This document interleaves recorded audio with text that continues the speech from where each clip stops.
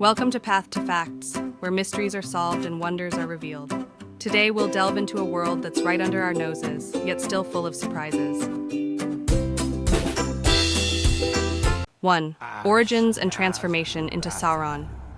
Originally known as Myron, which signifies the admirable, Sauron was a Maya, akin to a powerful angelic spirit, and was created by the supreme deity Eru Ilúvatar. His early alignment with Aule, the Vala known for craftsmanship, instilled in him a deep appreciation for structure and order. Myron's talents and knowledge were remarkable, even among his peers, but his fascination with order and structure began to overshadow his initial benevolent nature. The turning point came with his encounter with Melkor, later Morgoth, the first Dark Lord. Melkor, seeing the potential in Myron's skills and his desire for order, manipulated these traits for his dark purposes. Under Melkor's influence, Myron's love for order and perfection became a consuming desire for control and power. He became Sauron, the Dark Lord, a name that reflected his complete transformation from a being of light and knowledge to one of darkness and domination. This change marked a significant fall from grace, as Sauron abandoned his original purpose for the pursuit of power and tyranny. 2. Chief Lieutenant of Morgoth. As Morgoth's chief lieutenant, Sauron was instrumental in orchestrating the wars and tragedies of the First Age. His role extended beyond mere obedience to Morgoth. He shared his master's vision of a world under their dominion. Sauron's actions during this era were marked by cruelty, cunning, and a deep understanding of both psychological and physical warfare. He led armies against the Elves and the men of Middle-earth, was involved in the betrayal and downfall of the Elven kingdoms, and used his skills in deception to outmaneuver his enemies. Notably, his capture and subsequent torture of Gorlim the Unhappy, and his betrayal of Barahir and his band of outlaws exemplified his ruthless nature. Despite his allegiance to Morgoth, Sauron's own ambitions were always evident. Following Morgoth's defeat, Sauron briefly repented, but ultimately chose to continue his quest for power, laying the groundwork for his future as the new Dark Lord. Thief 3. The deceptive nature of Annatar, Lord of Gifts. In the Second Age, Sauron rebranded himself as Annatar, the Lord of Gifts, and approached the elves in a guise that hid his true identity. This form was not only fair to look upon, but also exuded charisma and wisdom, allowing him to gain the trust of many in a region, including the elven smith Celebrimbor. His guise as Annatar was a masterclass in manipulation. He presented himself as a benevolent figure, offering knowledge and assistance in the art of ring-making. However, his end goal was to bind the leaders of Middle-earth to his will through the Rings of Power.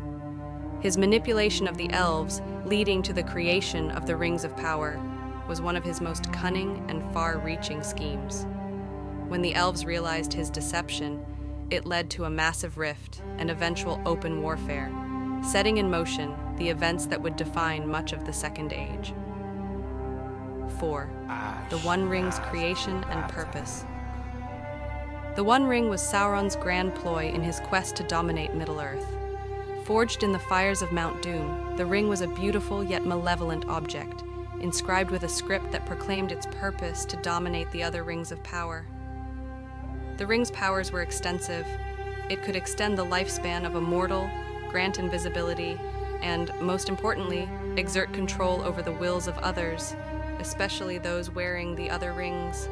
However, the ring's power came at a great cost to its bearer, corrupting and consuming their spirit over time. Sauron's own essence was so intertwined with the ring that its destruction would mean his own downfall. The ring was not just a weapon. It was a symbol of Sauron's ambition and his insecurities, a manifestation of his need to control and dominate every aspect of Middle-earth. 5. Mastery of shapeshifting and deceit.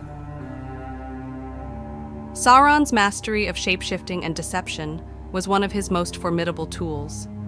In his early years, he could take on many forms, each carefully chosen to serve his purposes. As a serpent, he could instill fear. As a vampire, he could manipulate and deceive.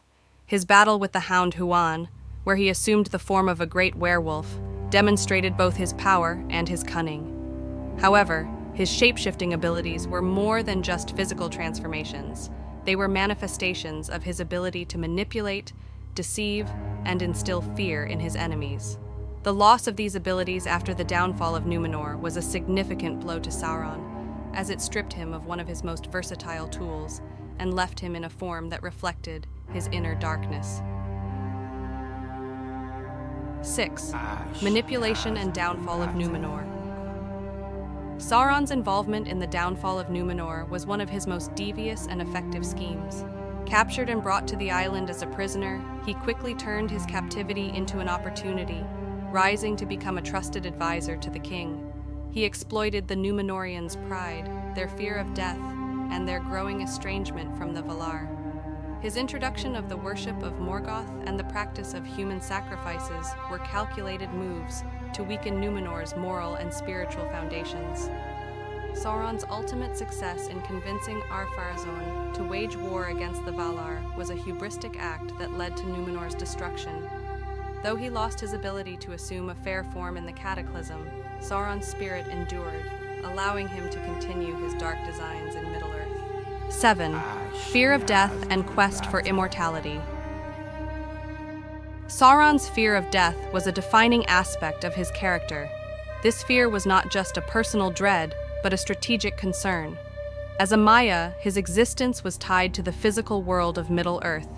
His creation of the One Ring was a desperate attempt to tether his spirit to the world and avoid the fate of being diminished or destroyed. Sauron's quest for immortality was also a quest for ultimate control, a world where he could reign unchallenged, free from the constraints of time and mortality. His actions, driven by this fear, led to widespread suffering and destruction across Middle-earth. 8. The War of the Last Alliance and Temporary Defeat. The War of the Last Alliance, a monumental conflict at the end of the Second Age, was a direct response to Sauron's increasing power and his threat to the free peoples of Middle-earth.